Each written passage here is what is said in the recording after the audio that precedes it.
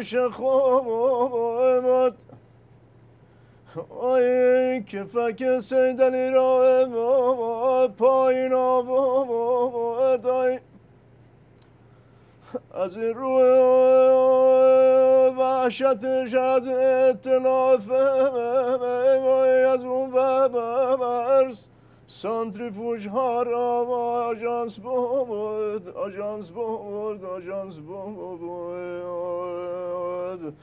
وای داماد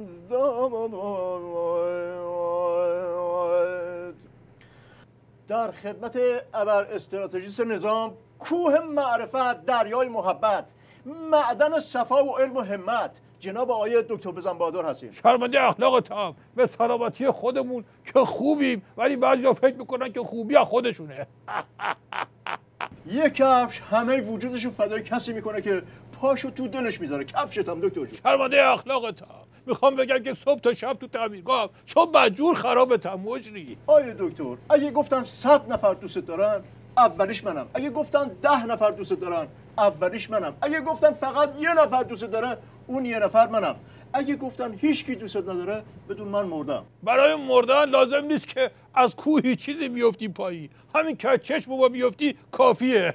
آی دکتر به لوتی میگن آب بده دریا میده، میگن گل بده گلستون میده، میگن صفا و محبت و صمیمیت بده اسم تو رو میده. شرمنده اخلاقتم که دلتو اینجا اساسی خالی کردی ولی حالا چی میخوای که اینطوری داری تعارف تیکه پاره میکنی واسه ما؟ آیه دکتر این رأس سوم لاریجانیا رو که آوردم اینجا کاریش نداشته باشین، سفارش مقام عظماست که همین گوشه بشینه. سگ خور میشینه اون گوشه.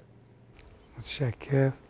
خدمت جناب والی و بینندگان عزیزم سلام عرض میکنم. به زور اجازت رو گرفتم، هر وقت گفتن جسد تو بپر وسط. آیه دکتر تو فاصله بین دو تا دوره مذاکرات اتمی سوالی برام مطرح شده که در مورد وضعیت عظماست که وضعیتشون چجوری است؟ بیچاره خوشبختیش فاصله این بدبختی تا بدبختی بعدیشه. وضعیت مقام عظما تو بحث تحریما چجوریه؟ جونشون به لب آمده. داستان هسته‌ای عین یه ماشینی میمونه که فرمونش دست یکیه، گاز و ترمزش دست یکی دیگه، بلبشوییه. شیخ فری با اجازه حاجی رفسنجانی میگه کوتاه بیای بی خیال شیم تا تحریم رو وردارن، زهرماری رو تا تب بندازیم بالا. خط قرمزای نظام پاک کردن رفته پی کارش. عظما میگه بریم مذاکره بکنیم ولی بگیم به جان مادرتون قسمتون میدیم که ضایعمون نکنین. میخوریم ولی کم کم. دلواپسام که نشسته اون طرف و منتظر پیش خوردن قضیه که هورا بکشن. ولی هوش منظورم حسین شریعت‌مداریه میگفت که اوضاع نظام تو صحنه هسته‌ای اونقدر هم داغون نیست.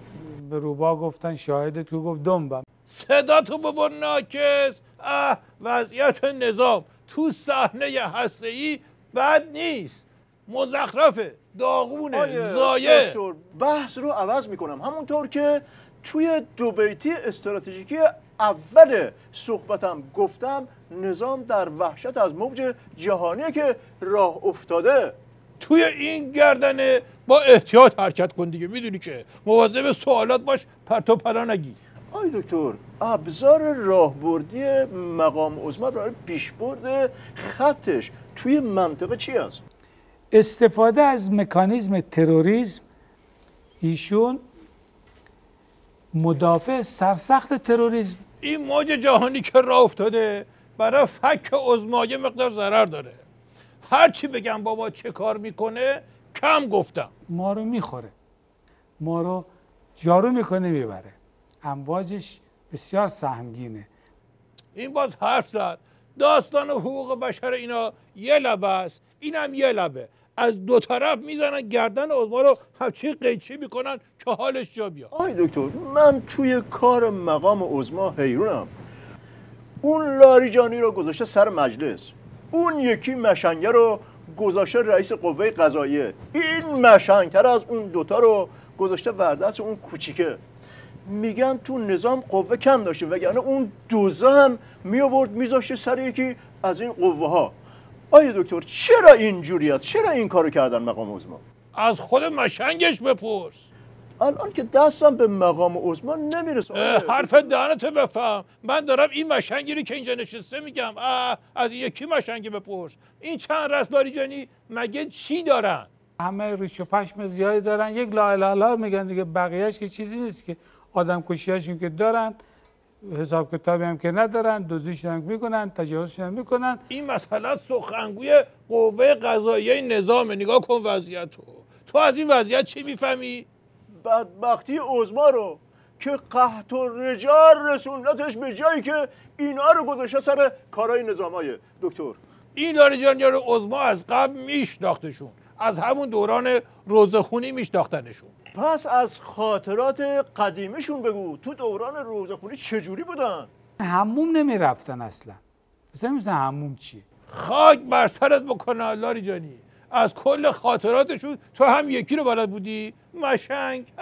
آی دکتر این که ترمز نداره، اگه الان جلوشو نگیری از وضعیت اخلاقی مقام عظما هم میگه. پته آقا مجتبی و بیت و همه رو میریزه رو آب. لاریجانی تو شعورت نمیرسه که خوب نیست این حرف رو جلو دوربین بزنی؟ تو به تو چه خوب نیست؟ تو چی کاره هستی که خوب هست یا خوب نیست؟ به من چه؟ من چه کارم؟ خیلی خوب الان منم و تو و یه جناب آقای دکتر بزن بهادر با کف گرگی های استراتژیکی میدم همچین بزننت که دهن صافترین قسمت دنیا بشه ناکت. دکتر کجایی؟ مجری تو کشتن. من دستمو با پوز یالوده نمی کنم. خودت آوردیش، خودت هم بندازش بیرون. تقصیر خودت هم هست آخه. این مشنگو برای چی را دادی تو برنامه؟ این که حالیش نیست. از شرق میپرسی، از غرب جواب میده. مرحوم ابوی همیشه میفهموندن بازم بهادر. عرض میکردم بله، میفهموندن که مشنگه رفت امتحان رانندگی بده. بعد این مشنگه یه خورده همچین سوسولا بود عین این. افسر پرسید آینه کجاست؟ بعد مشنگه گفت تو کیفمه، بدم خدمتتون.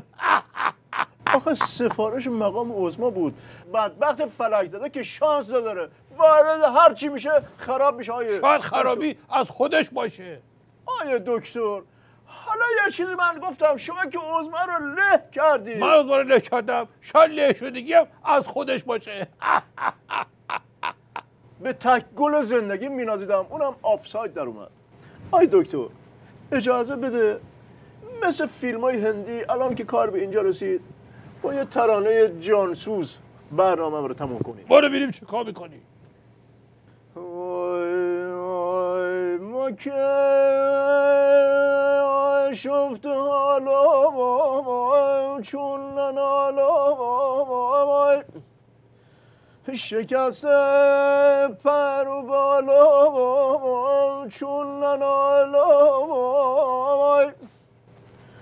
تو این گرداب بحران‌های عظما زده دکتر تو پوزه بش چون ننالو داد بیداد داد بیداد